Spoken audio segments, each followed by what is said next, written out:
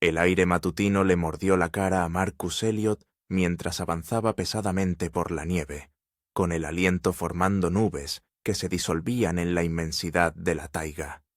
Llevaba 3 días de lo que se suponía que iba a ser un viaje fotográfico de 5 días en la naturaleza del norte, y estaba irremediablemente perdido.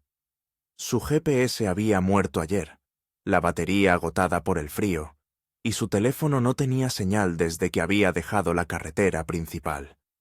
El bosque se extendía interminablemente en todas direcciones, un laberinto de pinos altísimos y abedules esqueléticos. La nieve había empezado a caer de nuevo, lentos copos que se deslizaban a través del dosel.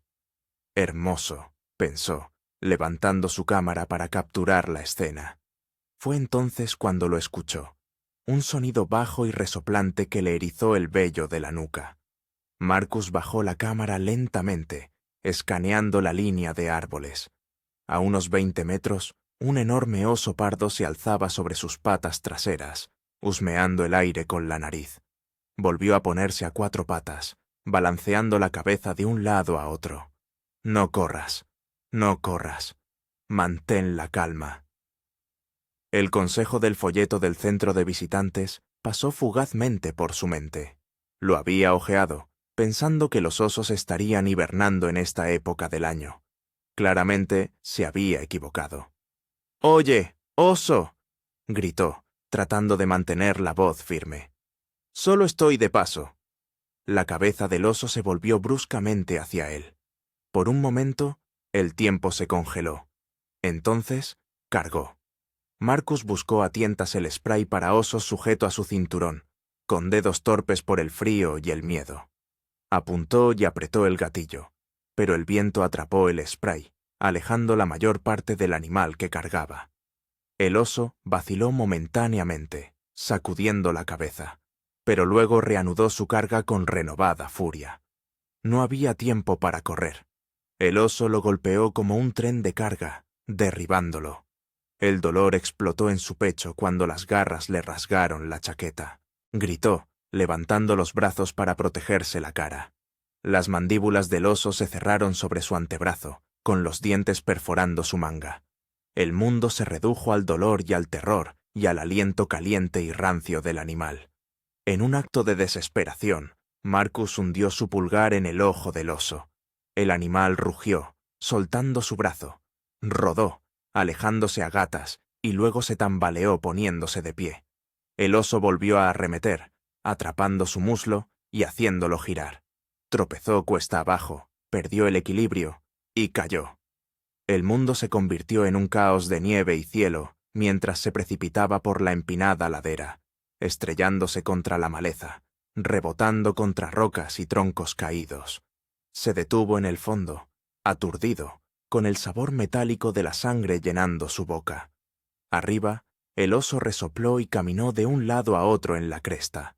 Luego se giró lentamente. Marcus se quedó quieto, con miedo a moverse. Cada respiración enviaba dagas de dolor a través de su pecho. Le dolía el brazo donde el oso le había mordido, y sentía la pierna húmeda y caliente con sangre. Estaba vivo, pero ¿por cuánto tiempo? La nieve seguía cayendo, indiferente a su sufrimiento. En algún lugar arriba, un cuervo graznó, el sonido resonando en el silencioso bosque. La primera hora después del ataque pasó en una nebulosa de dolor y confusión. Marcus se había arrastrado debajo de las ramas bajas de un abeto, creando un refugio mínimo de la nieve que caía. Sus manos temblaban violentamente mientras intentaba evaluar sus heridas. Los dientes del oso habían perforado su antebrazo izquierdo en varios lugares, dejando heridas profundas y irregulares que rezumaban sangre. Su muslo derecho tenía 4 cortes paralelos, donde las garras habían atravesado sus pantalones y la carne que había debajo. Lo más preocupante era el dolor en sus costillas. Al menos 2 estaban rotas, lo que hacía que cada respiración fuera una lucha. «Vale», se susurró a sí mismo, con la voz sonando extraña en la inmensidad del bosque. «Primeros auxilios. Necesitas detener el sangrado». Buscó a tientas en su mochila, agradecido de que se hubiera quedado con él durante la caída. Dentro había un pequeño botiquín de primeros auxilios, lamentablemente inadecuado para sus lesiones, pero mejor que nada. Con dedos temblorosos, limpió las heridas lo mejor que pudo con toallitas antisépticas, jadeando ante el escozor. El brazo era lo peor. Usó todas las gasas en él, sujetándolas con cinta adhesiva, y luego improvisó un cabestrillo con una camiseta de repuesto. Para su pierna, tuvo que cortar tiras de otra camiseta para vendar las heridas después de limpiarlas. Para cuando terminó, el sudor perlaba su frente a pesar del frío. Estaba mareado, con la visión nadando por los bordes. Shock, se dio cuenta. Necesitaba calentarse. Marcus hizo un inventario de lo que quedaba en su mochila. 1 litro de agua, 2 barras energéticas, un encendedor, su inútil teléfono, una brújula, una pequeña navaja y su cámara. La manta de emergencia que había empacado era delgada, diseñada para uso en verano, no para el frío amargo del invierno del norte. La noche caería en unas pocas horas. Necesitaba un mejor refugio, pero moverse enviaba oleadas de agonía a través de su cuerpo. Se obligó a ponerse de pie, casi desmayándose al poner peso sobre su pierna herida. Un paso, jadeó. Solo un paso a la vez. Vio un árbol caído a unos 50 metros de distancia, con sus raíces volcadas creando un cortavientos natural. Apoyándose en una rama rota como muleta improvisada, cojeó hacia él con cada paso convertido en un ejercicio de resistencia. A mitad de camino, tuvo que detenerse para vomitar la nieve debido al dolor y el agotamiento. Cuando finalmente alcanzó el árbol caído, se desplomó junto a él, jadeando cortamente. El mundo le daba vueltas.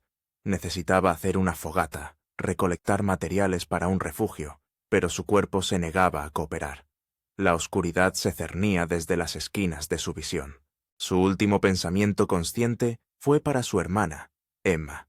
Ella sería la primera en notar que no regresaba a tiempo. ¿Daría la alarma a tiempo? La nieve seguía cayendo, cubriendo su cuerpo tendido en el suelo con una fina manta blanca. Marcus despertó al sonido de un pájaro carpintero, cuyo rítmico golpeteo resonaba entre los árboles. Por un momento estaba desorientado, preguntándose por qué su cama se sentía tan dura y fría. Entonces lo golpeó el dolor y la realidad volvió de golpe. Estaba vivo. De alguna manera, había sobrevivido a la noche.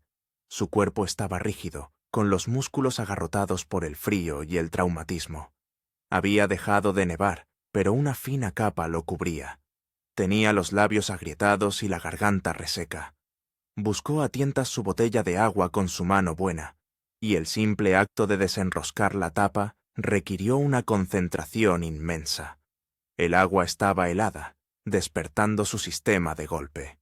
Evaluó su situación con creciente claridad.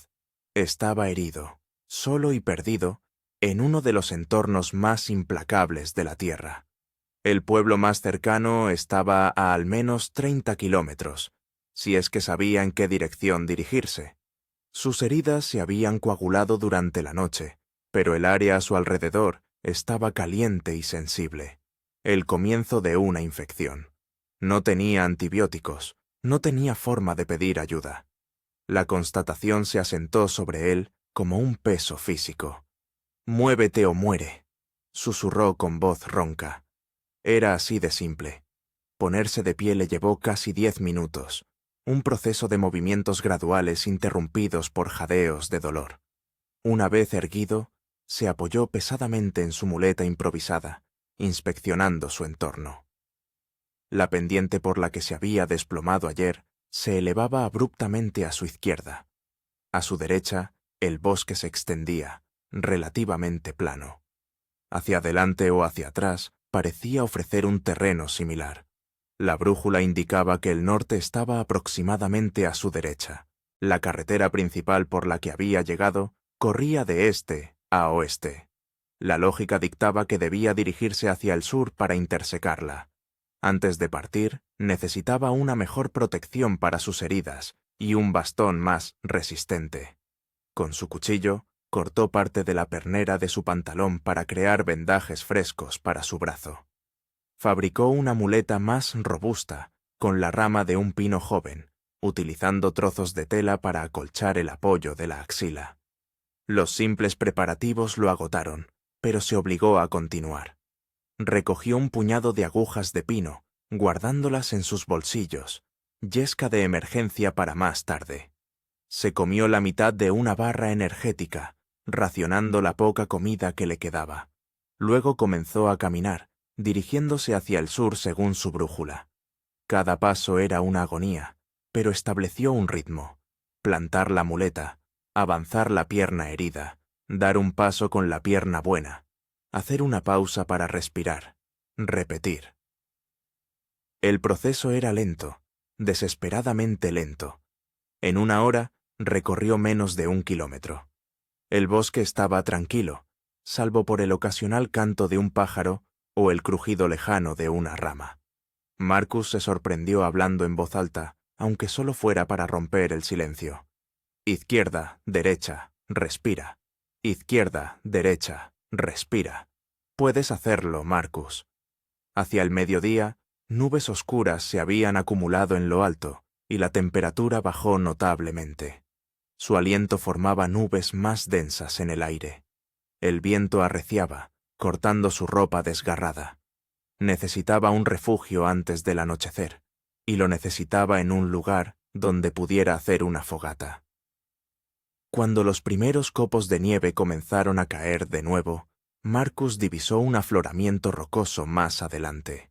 No era lo ideal, pero el saliente le proporcionaría cierta protección contra los elementos.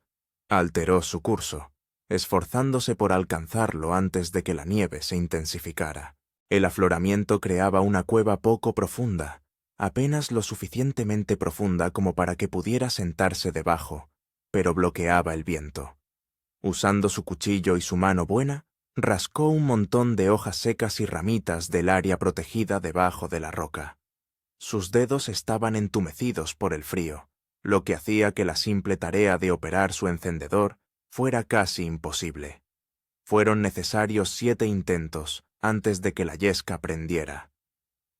A medida que la pequeña llama crecía, Marcus sintió una oleada de algo parecido a la esperanza. Alimentó el fuego con cuidado, añadiendo palos más grandes a medida que se afianzaba. El calor era escaso, pero era algo. Se acurrucó, extendiendo las manos hacia el calor. La noche cayó rápidamente en el bosque del norte. Marcus vio desvanecerse la luz del día, con creciente ansiedad. La oscuridad trajo nuevos sonidos: el ulular de un búho, el aullido lejano de los lobos, el crujido de las ramas bajo el peso de la nieve. Cada ruido lo hacía sobresaltar, imaginando al oso regresando para terminar lo que había empezado.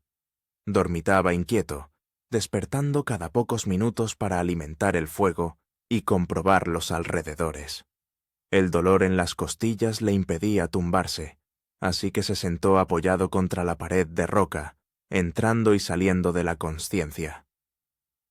En sus momentos de lucidez, pensaba en casa, su apartamento en Seattle, su trabajo en la empresa tecnológica, sus amigos que habían pensado que este viaje en solitario era una pésima idea. Tenían razón. Había querido demostrarse algo a sí mismo, romper con su cómoda rutina. Ahora podría morir por esa arrogancia. A medida que avanzaba la noche, la fiebre hizo presa en él. Sentía la piel caliente y tirante, mientras escalofríos le sacudían el cuerpo. La infección se estaba apoderando de él. Sin antibióticos, sin una atención médica adecuada, sus posibilidades disminuían por momentos. En su delirio, creyó ver a su padre sentado frente a la fogata, el mismo padre que había muerto 3 años atrás de cáncer. «Siempre fuiste terco», dijo la aparición, «demasiado listo para tu propio bien». «Lo siento», susurró Marcus, sin estar seguro de por qué se disculpaba. «No te rindas», respondió su padre, y luego desapareció, dejando solo el crepitar del fuego y la noche interminable. El amanecer no trajo alivio. La tormenta se había intensificado durante la noche, reduciendo la visibilidad a pocos metros. La fiebre de Marcus había empeorado, dejándolo desorientado y débil. El fuego se había consumido hasta convertirse en brasas, y su suministro de leña seca estaba casi agotado. Se obligó a comer su última barra energética, aunque su estómago se resistía a la idea de la comida. El agua empezaba a ser un problema. Su botella estaba casi vacía, y la nieve que lo rodeaba estaba demasiado contaminada por la suciedad y su propia sangre como para derretirla de forma segura. Moverse era necesario, pero ¿en qué dirección? La brújula aún indicaba el camino, pero en las condiciones de ventisca podía caminar fácilmente en círculos. Necesitaba un punto de referencia, algo que lo guiara. Marcus recordó una técnica que había leído: atar un pañuelo a su bastón y sostenerlo frente a él. Si se desviaba del rumbo, el pañuelo cambiaría de posición. No era perfecto, pero podría evitar que caminara en círculos. Arrancó una tira de su camisa, la ató a su muleta y se adentró en la tormenta. El avance era aún más lento que antes. La nieve fresca ocultaba obstáculos que le enganchaban los pies y casi lo hacían caer varias veces. El frío le mordía la piel expuesta, y su respiración llegaba en jadeos irregulares que le enviaban espasmos de dolor a través de sus costillas rotas. Después de lo que parecieron horas, pero probablemente fue menos de una, Marcus tropezó con un pequeño arroyo, parcialmente congelado pero que seguía fluyendo en el centro. Agua, agua limpia. Cayó de rodillas al borde, rompiendo el delgado hielo para llenar su botella. El líquido frío era como la vida misma fluyendo por su garganta reseca. El arroyo ofrecía otra ventaja: el agua siempre fluía cuesta abajo, y eventualmente se unía a cuerpos de agua más grandes, donde era más probable encontrar asentamientos humanos. Seguirlo podría llevarlo a la civilización más rápido que continuar su trayectoria hacia el sur. Con una motivación renovada, Marcus comenzó a seguir el arroyo cuesta abajo. El terreno era traicionero, rocas resbaladizas y desniveles repentinos, pero el agua le proporcionaba un camino definido a seguir. Hacia el mediodía, la tormenta comenzó a amainar. La fuerte nevada se transformó en ligeras ráfagas. A medida que mejoraba la visibilidad, Marcus divisó algo que hizo que su corazón diera un vuelco: una fina columna de humo elevándose por encima de los árboles en la distancia. Humo significaba fuego. Fuego significaba gente. La vista le dio una oleada de energía. Se esforzó aún más, ignorando el dolor desgarrador en su pierna y la ardiente fiebre que nublaba sus pensamientos. Gente significaba rescate, significaba atención médica, significaba supervivencia. El humo parecía provenir de aproximadamente 1 milla río abajo. En circunstancias normales, podría cubrir esa distancia en 20 minutos.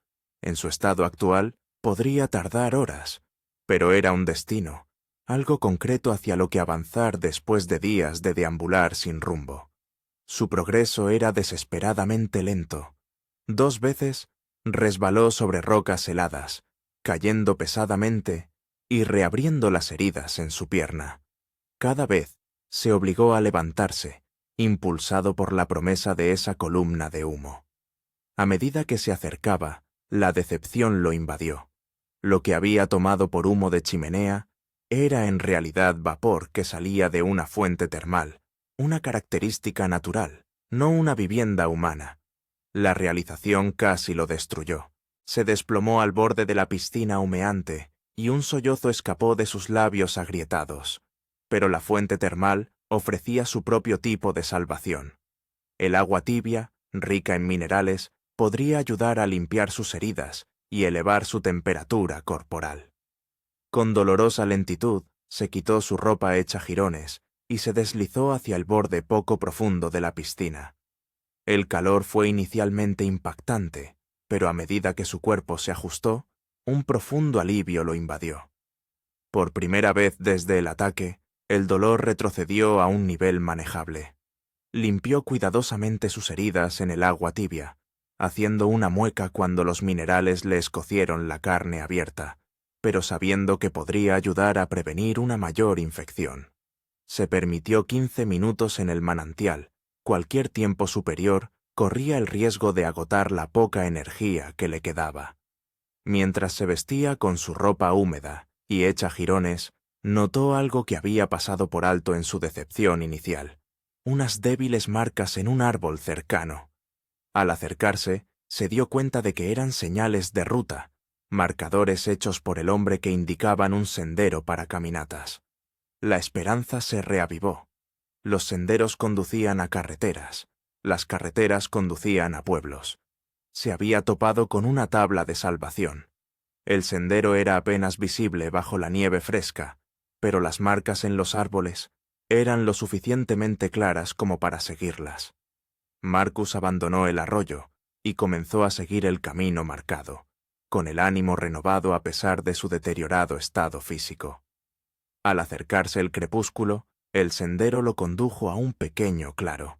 En el centro se erigía una estructura que le humedeció los ojos, una cabaña de cazadores, pequeña y desgastada, pero innegablemente hecha por el hombre.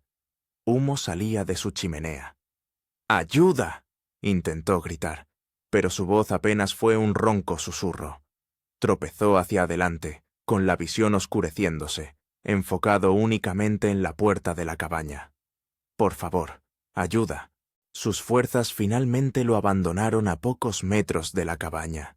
Cuando se desplomó en la nieve, la puerta se abrió, derramando una cálida luz sobre el claro. Una figura apareció, gritando algo que Marcus no pudo entender. Entonces la oscuridad se lo llevó. La consciencia regresó en fragmentos. El crepitar de un fuego, el olor a pino y café, la textura áspera de la lana contra su piel. Marcus abrió los ojos a un entorno desconocido. Paredes de troncos, una chimenea de piedra, una pequeña mesa con 2 sillas. Estaba acostado en una estrecha cama, cubierto con varias capas de mantas. «De vuelta con nosotros, ¿eh?». La voz era áspera, pero no desagradable.